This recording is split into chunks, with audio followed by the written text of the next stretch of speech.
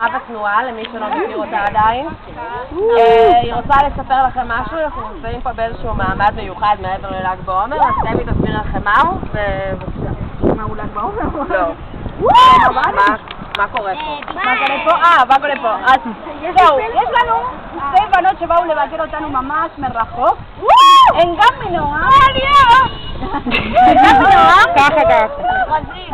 בדיוק, יונה מנועם ברזיל. לפני שצועקים, היא מנועם ברזיל, הסניף הכי חלש שיש בעולם של נועם.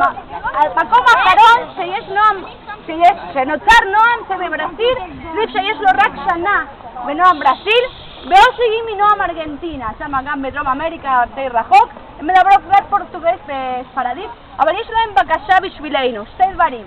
דבר ראשון, בוא נראה אם כולנו יכולים להגיד את זה ביחד.